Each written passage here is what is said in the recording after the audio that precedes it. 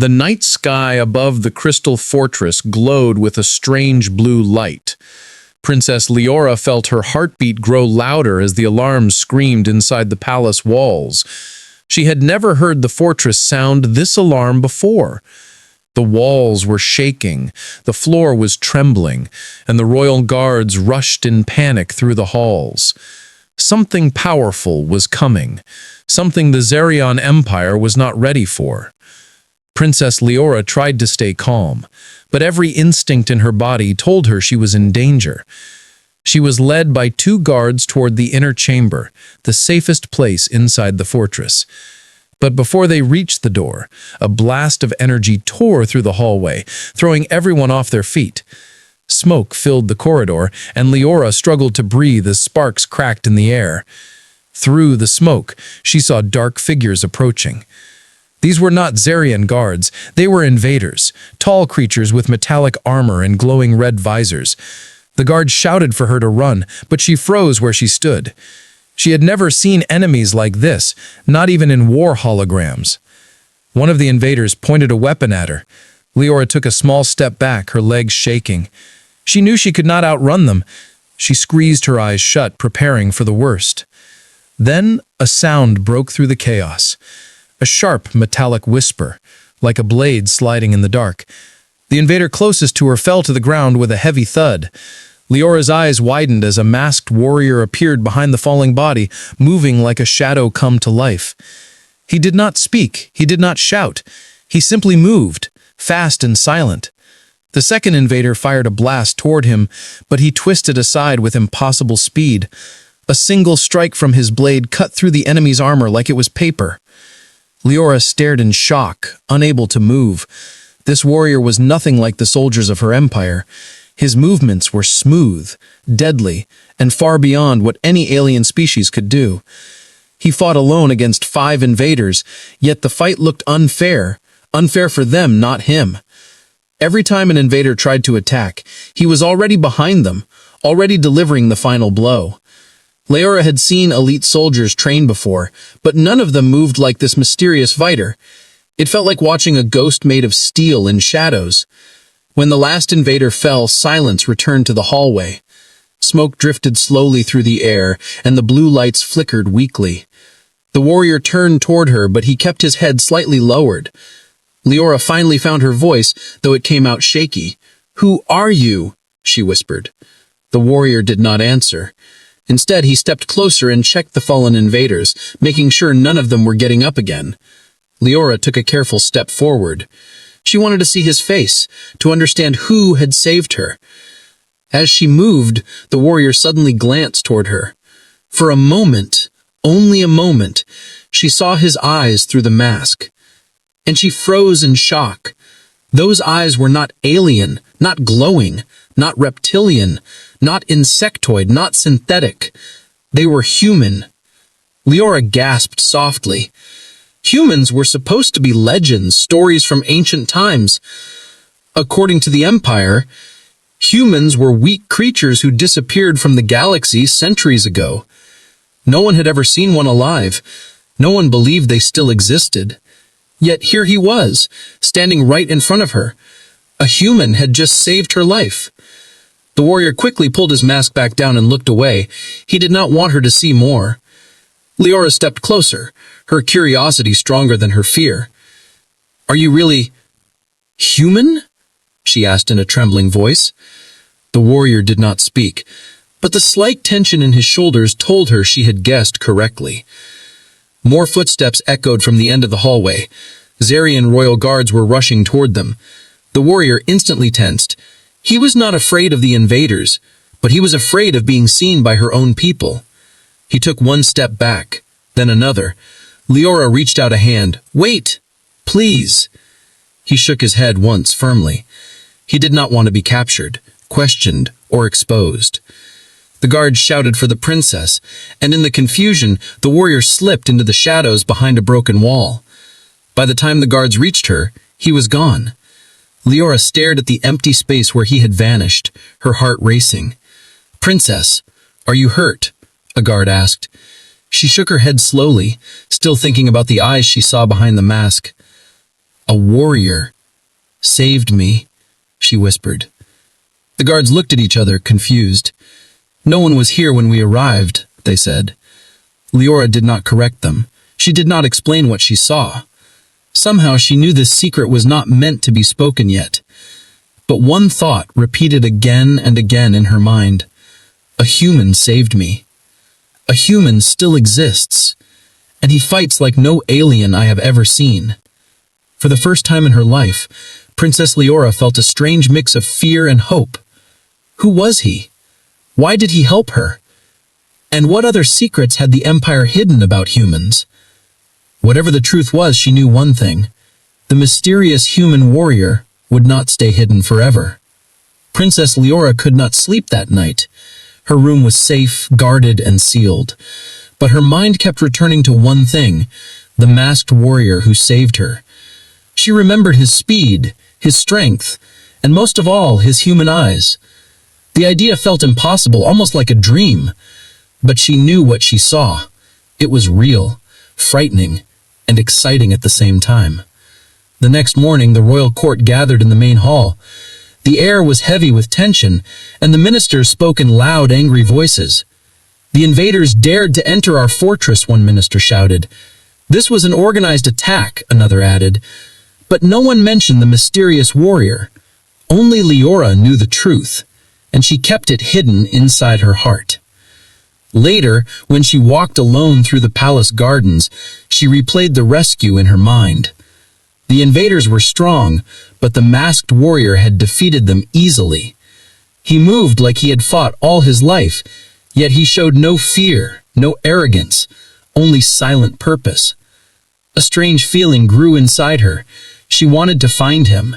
She wanted answers, and she wanted to know why a human, a species that was supposed to be weak and extinct, would risk his life for her. On the other side of the city, the masked warrior moved through old abandoned tunnels. His steps were quiet, his breathing controlled. He knew the Zarian guards were searching for the attackers.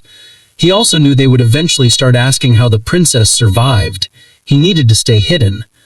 His name was Rylan. He whispered it under his breath like a reminder of who he used to be. Rylan was one of the last humans alive in this part of the galaxy. He had hidden himself for years, surviving off the shadows and staying far away from alien empires. Humans were not extinct as the galaxy believed. They were hunted, scattered, and forced into hiding. The Zarian Empire had wiped out most human colonies long ago because they feared what humans could become. Humans were adaptable, creative, and capable of learning quickly. That scared the alien rulers, so they spread lies. Humans are weak. Humans ran away.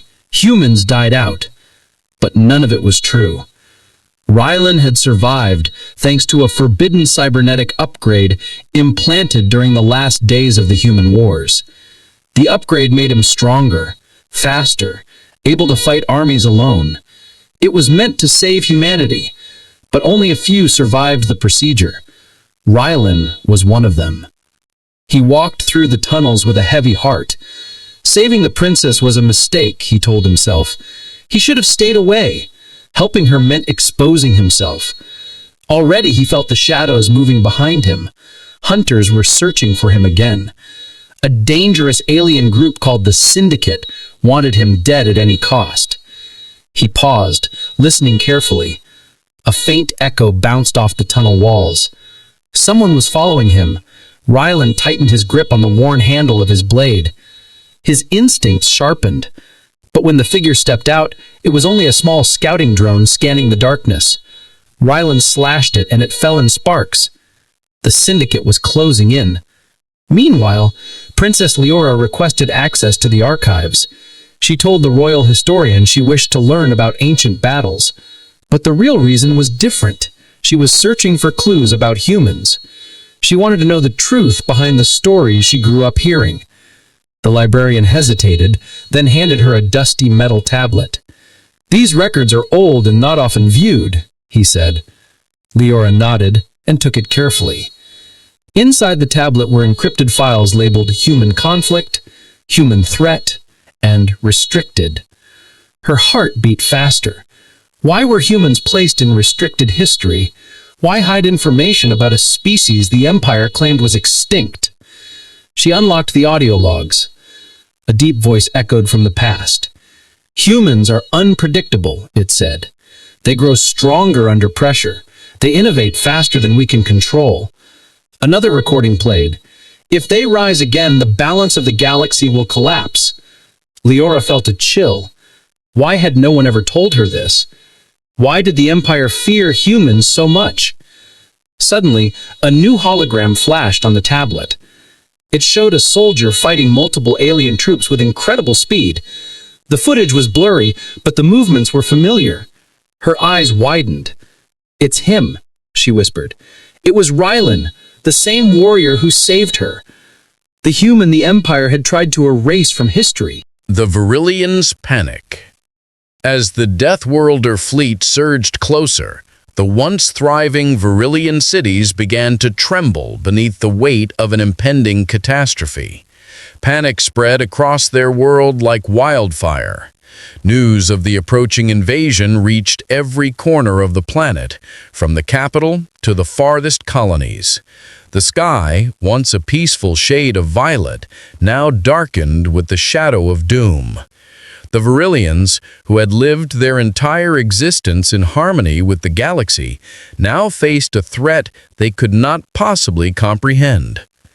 On the ground, the Virillian High Council was in turmoil. Elder Van, the once commanding figure of diplomacy, stood before his fellow council members in their grand hall. His mind raced, desperately trying to find a solution to the disaster unfolding before them. "They're coming, aren't they?" whispered Counselor Lyra, her voice barely audible but filled with dread. She was one of the younger members of the council, known for her sharp mind and forward thinking, but she had never prepared for something like this. No one had.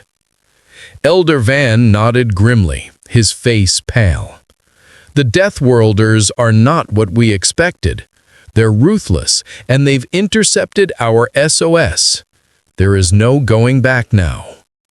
Counselor Tali, the youngest and most idealistic of the council, stood with clenched fists, trying to hold back the flood of fear threatening to overcome her. "We can still send another signal. We must reach the Andromeans. Surely they're still out there. We haven't been completely forsaken." Van's eyes darkened. "The Andromeans are not coming, Tali. The message was never received by them. It was received by them, the Deathworlders, the ones who live in a place called Earth." The mention of Earth sent a ripple of fear through the room. Earth was a distant planet, barely known to the Virillians. Legends spoke of its harsh landscapes, its deadly creatures, and its people who survived through constant conflict. The Virillians had long considered Earth a place of primitive violence, and to have their SOS misdirected there felt like a cruel twist of fate. The Deathworlders were not simply another alien species. They were a race forged in the fires of survival, and their capacity for destruction was unlike anything the Virillians had ever encountered. "Then what do we do now?" Counselor Lyra asked, her voice trembling. Elder Van remained silent for a long moment, his hands clasped behind his back. The Virillians had always prided themselves on their intelligence, on their ability to solve problems with technology and reason. But this was something entirely different. For the first time in their history, they were powerless. "We prepare for the worst," Van said finally, his voice low but resolute. "We will fortify our defenses, but we must also be ready to flee. If these Deathworlders are as strong as they say, we cannot win. We must survive at all costs." Across the Virillian capital, the preparations were already underway. The cities, which had once been beacons of culture and advancement, now became fortresses. Workers scrambled to install shields and energy barriers, and military units rushed to assemble defensive lines. The sky above was filled with the hum of ships preparing for evacuation. The Virillians had a fleet of their own, but it was small compared to what the Deathworlders were bringing. "Alert the colonies," Elder Van ordered, his voice steady despite the chaos. "Everyone must be ready to evacuate. We leave at dawn if we are not successful in repelling the invaders." But even as they made their preparations, the Virillians knew deep down that it might be too late. Their planet's defense systems were built for peaceful protection, not for withstanding the full force of a military force like the Deathworlders. In the skies above, the shadow of the Revenant, the flagship of the Deathworlder fleet, grew ever larger. The fleet was not rushing toward the planet. They didn't need to. Their arrival was inevitable. The Deathworlders knew the Virillians would put up a fight, but they were confident that no matter how hard the Virillians tried, they would be crushed beneath the weight of humanity's wrath.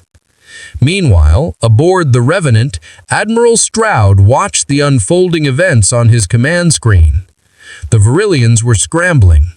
He could see their attempts to prepare their defenses, their hurried attempts to flee. But none of it mattered. The Deathworlders had come for one thing: domination. The Virillians had invited their destruction, and the Deathworlders would make sure that the galaxy never forgot their name. "Move in," Stroud ordered, his voice cold and commanding. "Let them see what happens when you send a signal to the wrong people." The fleet shifted positions, their weapons powering up, their shields coming online. Stroud felt the familiar thrill of anticipation. It wasn't just about conquering a planet. It was about sending a message to the galaxy. It was about showing them that the Deathworlders were here to stay, and no one would be able to ignore them. On the ground, the Virillians watched as their last hope for peace dissolved before their eyes. There was no turning back now. The Deathworlders had arrived, and their world was about to burn. The final stand. The Virillian capital had become a ghost town, its once vibrant streets now silent and empty. Buildings that had once stood proudly as symbols of progress and peace were now reduced to rubble, their shattered glass reflecting the dying light of a planet on the brink of collapse. The Virillians who had survived the first wave of bombardments were scrambling to find shelter, to board the last evacuation ships, to flee the inevitable. But even as they fled, the weight of their failure pressed heavily upon them. Elder Vaughn could feel it as he stood in the council chambers, staring out at the chaos unfolding before him. The Virillians had built their entire society on the belief that intelligence and diplomacy would always triumph over force. But now that belief had been shattered. The Deathworlders had proven that strength, not wisdom, was the true power in the galaxy. "We've failed," Counselor Tally said softly, her voice barely audible over the hum of the evacuation alarms. She was standing next to Elder Vaughn, her eyes fixed on the view of the planet's surface below. The once beautiful landscape was now marred by craters, smoke rising from the ruins of their cities. "We've lost everything."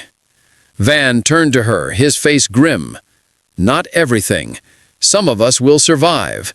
That's the only victory we can hope for now." He looked toward the communication console, where a blinking light signaled the incoming message. Stroud's voice came through, cold and without mercy. "This is your final chance, Virillian Council. Surrender now, or we will proceed with the complete destruction of your world. Your time is up." Van closed his eyes, the weight of the decision crushing him. They had already lost so much. Their culture, their history, their very existence was being erased before their eyes. The Deathworlders had come with no desire for negotiation, only for conquest. And now they were at the mercy of a species that had never known defeat. "We have no choice," Van said hollowly. "Send the message. We surrender." As the transmission went out, the Virillians were forced to accept the bitter truth. They were no longer the dominant species in the galaxy. The Deathworlders had shown them that might ruled, and now the Virillians would bow to the superior power of humanity. The galaxy had just witnessed the fall of a once great civilization. On the Revenant. Admiral Stroud stood at the helm of the Revenant, watching the Virillian world burn from the command deck. The destruction was far from over, but he had already achieved what he set out to do. The Virillians had surrendered, their planet's defenses crushed under the weight of the Deathworlder onslaught. They had been humbled, forced to acknowledge the power of a species that had evolved on a world far harsher than any they could imagine. Stroud wasn't interested in wiping out every last Virillian, at least not yet. He had made his point. The galaxy had seen what the Deathworlders were capable of, and that was enough. There was power in making an example of a species that once believed itself invincible. "Admiral, the Virillians have transmitted their surrender," Lieutenant Kara Drake reported, stepping up beside him. Stroud nodded, his expression unreadable. "Send a reply. Let them know their world is spared, for now. But they will remember this. The galaxy will remember this." He turned back to the view screen, watching as the last Virillian ships lifted off from the planet, heading into the blackness of space. They were fleeing, escaping to distant colonies, their future uncertain. Some would survive, yes, but the Virillians would never be the same. They had invited their own downfall by underestimating the Deathworlders, and now their galaxy was forever changed. As the fleet moved into position to begin the final stages of their conquest, Stroud's mind turned to the next phase. The Virillians had fallen, but the galaxy was a vast place, filled with many other species. The Deathworlders had a long way to go before their domination was complete. This was only the beginning. "All ships, stand by for final orders," Stroud said, his voice cold and commanding. "We leave no survivors, but the galaxy will know that the Deathworlders are here. We do not seek peace. We seek supremacy." The aftermath. Across the galaxy, the news spread quickly. The once great Virillian Empire, known for its intelligence and peaceful ways, had fallen. The Deathworlders had conquered them with ruthless efficiency, showing the galaxy what happens when a species becomes too complacent in its own power. The galaxy watched stunned as humanity took its first steps onto the galactic stage, not as allies or diplomats, but as conquerors. For the Virillians, there would be no coming back from this. Their civilization, their very identity, was forever altered. Their cities lay in ruin, their technology stolen, their people scattered across the stars. The Deathworlders had made sure of that, and as the Virillians fled, they could only wonder how much longer it would be before the Deathworlders turned their gaze on other species, other worlds. One thing was certain. The galaxy would never forget the day the Virillians made the fatal mistake of calling for help from the wrong species.